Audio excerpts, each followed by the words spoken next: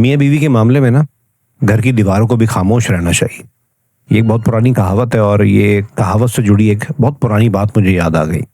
आज से चंद साल पहले मेरी बेगम की मुझसे कोई नाराज़गी हो गई और आज की ज़बान में, आज के दौर की ज़बान में कहा जाए तो जी सेपरेशन, वो अपने घर चली गई, मैं के चली गई। अगले दिन मैं दफ्तर आया तो हमारे एक सीनियर सहाफ़ी, वो बुलेटिन की मैं तैयारी कर रहा था, मुझसे कह रहे हैं यार आज खैर है, सलाम दुआ भी नहीं, खैर है, बड़ा खामोश है, चुप चुप है। तो एक लम्हे को मेरा दिल चाहा कि मैं सारी बातें इनसे शेयर कर लूँ। तो मैंने सोचा नहीं, मैंने कहा नहीं, बस वो ऐसे ही रहना। कह रहा चल सही है, बुलेटिन से फ्री हो जा फिर आना। अब मैं बुलेटिन से फ्री हुआ, स्टूडियो से बाहर आया तो वो स्मोकिंग काफ़ी करते हैं ना, कहता आ चला स्मोकिंग रूम में खड़े होते हैं, वहाँ बात करते हैं। वहाँ मैं गया तो मुझसे पूछते हैं खैर है। तो होता है ना, इंसान है जी, इंसानी फितरत है। तो मैंने सारा मुद्दा बयान करना शुरू कर दिया। अच्छा, मुझे उनके एक्सप्रेशन से लग रहा था कि इनको ज़ीरो इंटरेस्ट है। वो ये शायद ये समझ रहे थे कि कोई ऑफिस का मामला है या किसी और जगह ऑफ़र है, वहाँ जाना चाहता है तो बड़ा कंफ्यूज है या कोई और बात है। मुझे उनके एक्सप्रेशन से अंदाज़ा हो रहा था, लेकिन मैं उनको अपनी बात बता रहा था। अच्छा, उन्होंने मेरी पूरी बात सुनी। अब मैं ज़ाहिर बात है इंसान हूँ, बिल्कुल फट पड़ा कि बता दिया कि जी ऐसे ऐसे हो गया है और ये और वो, तो इस वजह से मैं थोड़ा सा परेशान हूँ। अच्छा, ऐसी बातें ना हम क्योंकि दफ्तर में पूरे दिन वक्त ज़्यादा गुजारते हैं और जब सालों से एक जगह जॉब कर रहे हो ना, तो फिर आपके बड़े अच्छे रिलेशंस बन जाते हैं। तो कुछ बातें जो आप बहन भाइयों से, माँ बाप से शेयर नहीं कर पाते, शायद उन लोगों से कर लेते हैं। अच्छा, उन्होंने पूरी बात सुनी। अब आप भी ये सोच रहे होंगे और मैं भी उस वक्त ये सोच रहा था कि अब मुझे मशवरा देंगे कि देखो छोड़ दो, या कहेंगे यार फौरी तौर पे जाओ मना के ले आओ, या उसने क्या कहा था, फिर उसके माँ बाप ने क्या कहा, फिर तुम्हारे माँ बाप ने क्या कहा, फिर तुमने क्या किया, तुमने ऐसा तो नहीं किया, तुमने वैसा तो नहीं किया। उन्होंने कोई लफ्ज़ ही नहीं बोला।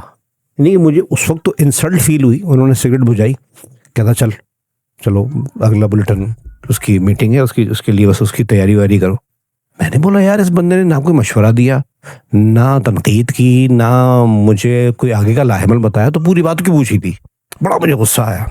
मैंने उनसे कुछ कहा तो नहीं, लेकिन 12 उस दिन ऑफिस ख़त्म होने के बाद मैं घर चला गया और with the passage of time हमारा पैचअप हो गया।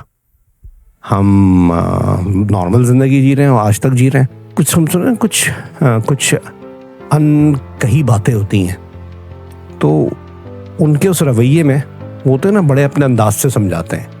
उनके इस रवैये के मैसेज को मैं सालों बाद समझा कि अगर वो उस वक्त मशवरा दे दे कि देखो तुम उसको छोड़ दो, अगर वो मशवरा दे दे कि फ़ौरन जाओ उसको मना के ले आओ, तो उस वक्त मैं जिस तरह की मेंटल सिचुएशन में था, अगर मैं उस वक्त फौरी तौर पे अगले दिन चला जाता, कन्फ्रंट करता, तो शायद झगड़ा बढ़ जाता। उसकी तरफ से बढ़ता, मेरी तरफ से बढ़ता, कुछ भी हो सकता था।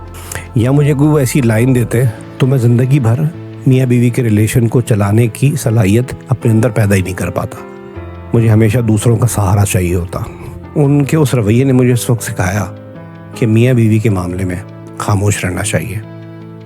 ये रिश्ता ऐसा है जो आप अपनी बुद्धि से, अपने इंटेलेक्ट से, अपनी समझदारी से ही चला सकते हैं। और अगर आप ऐसा नहीं करेंगे तो मशवरा देने वाला जिससे आप मशावरत कर रहे हैं, वो किस मेंटल फेज़ में, उसके अपने पर्सनल एक्सपीरियंसेस कैसे, हो सकता है उसकी बहुत किसी बुरी औरत से एक्सपीरियंस रहा हो तो वो उसकी बुनियाद पे आपको मशवरा दे दे, या हो सकता है वो खुद एक अजीब किस्म का मर्द हो, उसके हिसाब से मशवरा दे। तो इसमें आप कहाँ गए, आपका पार्टनर, आपकी शख्सियत कहाँ गई। तो बहरहाल इस पूरी पर्सनल कहानी को शेयर करने का मकसद यही है कि ये मियाँ बीवी का जो रिश्ता है ना, इसमें वाकई घर की दीवारों को भी खामोश रहना चाहिए। बहुत शुक्रिया।